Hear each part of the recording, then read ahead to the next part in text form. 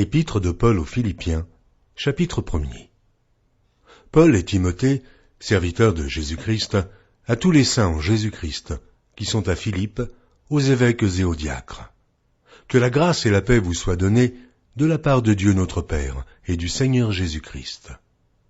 Je rends grâce à mon Dieu de tout le souvenir que je garde de vous, ne cessant dans toutes mes prières pour vous tous de manifester ma joie au sujet de la part que vous prenez à l'Évangile, depuis le premier jour jusqu'à maintenant. Je suis persuadé que celui qui a commencé en vous cette bonne œuvre la rendra parfaite pour le jour de Jésus-Christ. Il est juste que je pense ainsi de vous tous, parce que je vous porte dans mon cœur, soit dans mes liens, soit dans la défense et la confirmation de l'Évangile, vous qui tous participez à la même grâce que moi.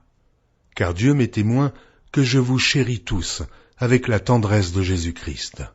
Et ce que je demande dans mes prières, c'est que votre amour augmente de plus en plus en connaissance et en pleine intelligence, pour le discernement des choses les meilleures, afin que vous soyez purs et irréprochables pour le jour de Christ, remplis du fruit de justice qui est par Jésus-Christ à la gloire et à la louange de Dieu. Je veux que vous sachiez, frères, que ce qui m'est arrivé a plutôt contribué au progrès de l'Évangile. En effet, dans tout le prétoire et partout ailleurs, nul n'ignore que c'est pour Christ que je suis dans les liens. Et la plupart des frères dans le Seigneur, encouragés par mes liens, ont plus d'assurance pour annoncer sans crainte la parole. Quelques-uns, il est vrai, prêchent Christ par envie et par esprit de dispute. Mais d'autres le prêchent avec des dispositions bienveillantes.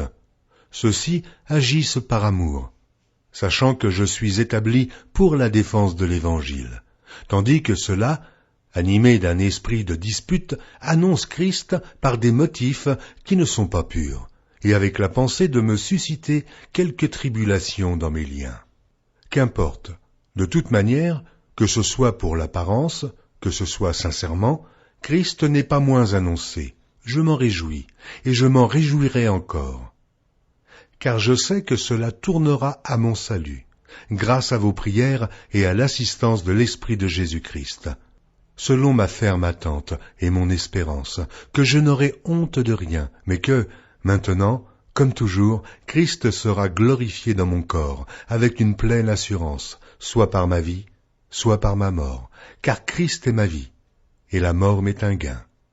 Mais s'il est utile pour mon œuvre que je vive dans la chair, je ne saurais dire ce que je dois préférer. Je suis pressé des deux côtés. J'ai le désir de m'en aller et d'être avec Christ, ce qui de beaucoup est le meilleur, mais à cause de vous, il est plus nécessaire que je demeure dans la chair. Et je suis persuadé, je sais, que je demeurerai et que je resterai avec vous tous, pour votre avancement et pour votre joie dans la foi, afin que, par mon retour auprès de vous, vous ayez en moi un abondant sujet de vous glorifier en Jésus-Christ. Seulement, conduisez-vous d'une manière digne de l'Évangile de Christ, afin que, soit que je vienne vous voir, soit que je reste absent, j'entende dire de vous que vous demeurez ferme dans un même esprit, combattant d'une même âme par la foi de l'Évangile, sans vous laisser aucunement effrayer par les adversaires, ce qui est pour eux une preuve de perdition, mais pour vous, de salut. Et cela de la part de Dieu, car il vous a été fait la grâce, par rapport à Christ, non seulement de croire en lui, mais encore de souffrir pour lui, en soutenant le même combat que vous m'avez vu soutenir, et que vous apprenez maintenant que je soutiens. Épître de Paul aux Philippiens, chapitre 2. Si donc il y a quelque consolation en Christ, s'il y a quelque soulagement dans la charité, s'il y a quelque union d'esprit, s'il y a quelque compassion et quelque miséricorde, rendez ma joie parfaite. Ayant un même sentiment, un même amour, une même âme, une même pensée. Ne faites rien par esprit de parti ou par vaine gloire, mais que l'humilité vous fasse regarder les autres comme étant au-dessus de vous-même. Que chacun de vous, au lieu de considérer ses propres intérêts, considère aussi ceux des autres. Ayez en vous les sentiments qui étaient en Jésus-Christ, lequel, existant en forme de Dieu, n'a point regardé comme une proie à arracher d'être égal avec Dieu, mais s'est dépouillé lui-même, en prenant une forme de serviteur, en devenant semblable aux hommes, et ayant paru comme un simple homme. Il s'est humilié lui-même, se rendant obéissant jusqu'à la mort, même jusqu'à la mort de la croix. C'est pourquoi aussi Dieu l'a souverainement élevé, et lui a donné le nom qui est au-dessus de tout nom, afin qu'au nom de Jésus, tout genou fléchisse dans les cieux, sur la terre et sous la terre, et que toute langue confesse que Jésus-Christ est Seigneur, à la droite de Dieu le Père. Ainsi, mes bien-aimés, comme vous avez toujours obéi, travaillez à votre salut avec crainte et tremblement, non seulement comme en ma présence, mais bien plus encore maintenant que je suis absent. Car c'est Dieu qui produit en vous le vouloir et le faire, selon son bon plaisir. Faites toutes choses, sans murmure ni hésitation, afin que vous soyez irréprochables et purs, des enfants de Dieu irrépréhensibles au milieu d'une génération perverse et corrompue, parmi laquelle vous brillez comme des flambeaux dans le monde, portant la parole de vie, et je pourrai me glorifier au jour de Christ de n'avoir pas couru en vain, ni travaillé en vain. Et même si je sers de libation pour le sacrifice et pour le service de votre foi, je m'en réjouis, et je me réjouis avec vous tous.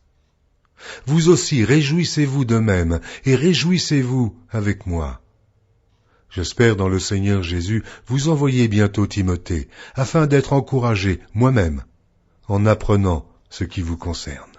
Car je n'ai personne ici qui partage mes sentiments, pour prendre sincèrement à cœur votre situation. Tous, en effet, cherchent leurs propres intérêts, et non ceux de Jésus-Christ. Vous savez qu'il a été mis à l'épreuve en se consacrant au service de l'Évangile avec moi, comme un enfant avec son père.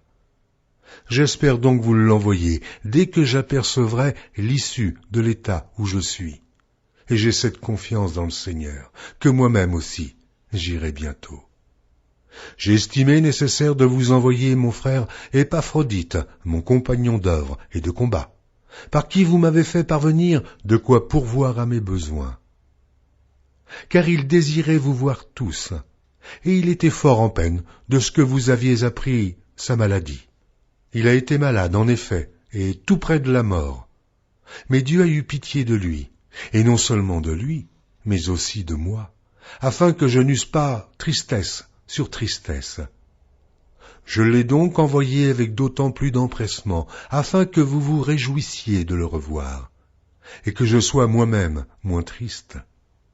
Recevez-le donc dans le Seigneur avec une joie entière, et honorez de tels hommes. Car c'est pour l'œuvre de Christ qu'il a été près de la mort, ayant exposé sa vie afin de suppléer à votre absence dans le service que vous me rendiez.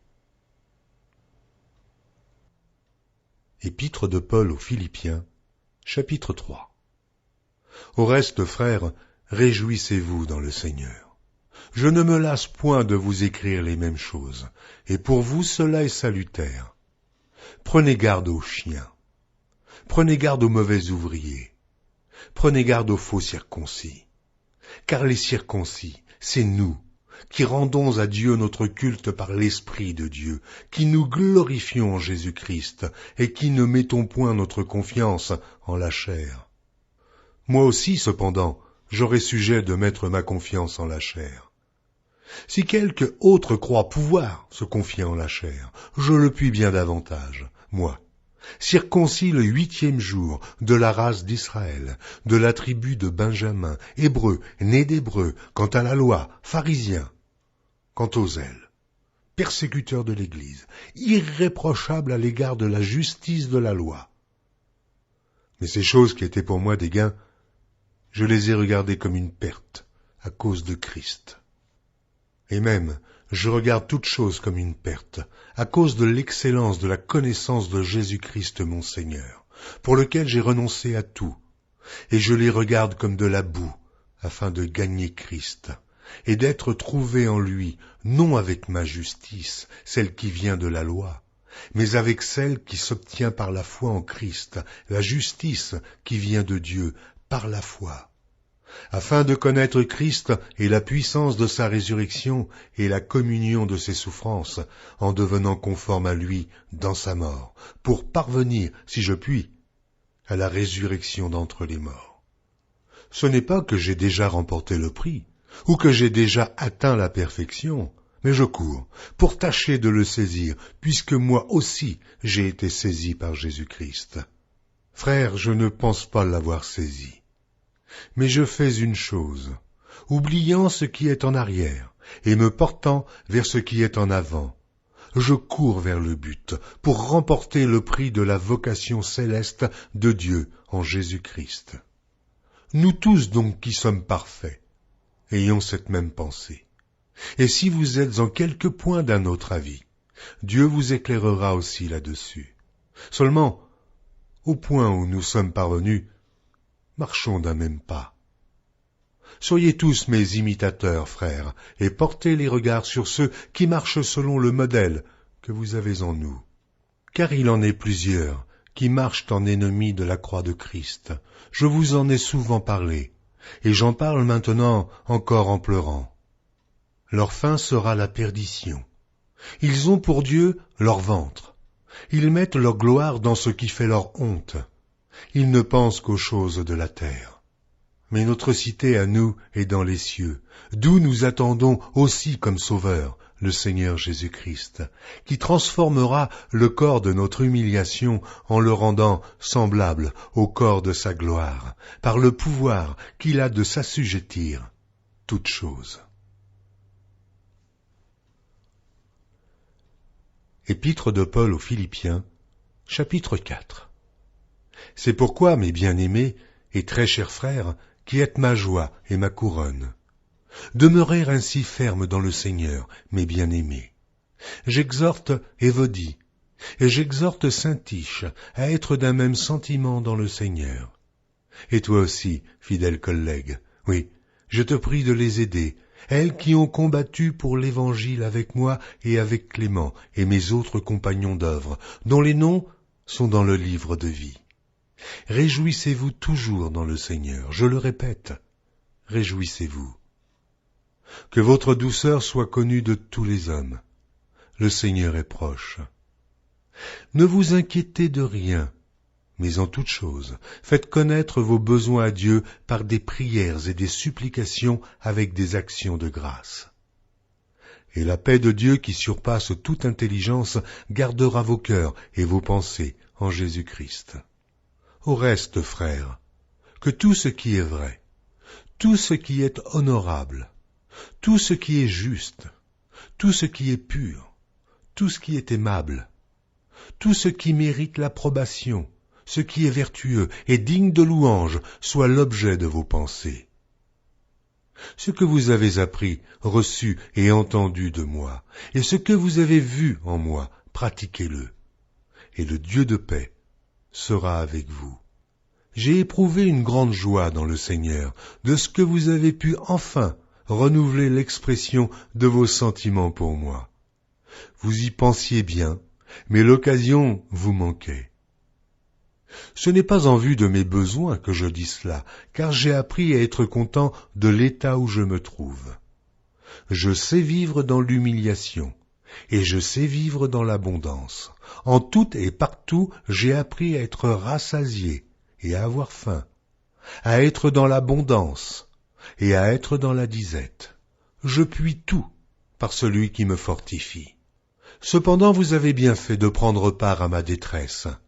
Vous le savez vous-même, Philippiens. Au commencement de la prédication de l'Évangile, lorsque je partis de la Macédoine, aucune église n'entra en compte avec moi, pour ce qu'elle donnait et recevait. Vous fûtes les seuls à le faire, car vous m'envoyâtes déjà à Thessalonique et à 2 reprises de quoi pourvoir à mes besoins. Ce n'est pas que je recherche les dons, mais je recherche le fruit qui abonde pour votre compte. J'ai tout reçu, et je suis dans l'abondance. J'ai été comblé de bien en recevant par Épaphrodite ce qui vient de vous, comme un parfum de bonne odeur, un sacrifice que Dieu accepte et qui lui est agréable. Et mon Dieu pourvoira à tous vos besoins selon sa richesse, avec gloire en Jésus-Christ. À notre Dieu et Père soit la gloire au siècle des siècles. Amen. Saluez tous les saints en Jésus-Christ. Les frères qui sont avec moi vous saluent. Tous les saints vous saluent, et principalement ceux de la maison de César. Que la grâce du Seigneur Jésus-Christ soit avec votre esprit.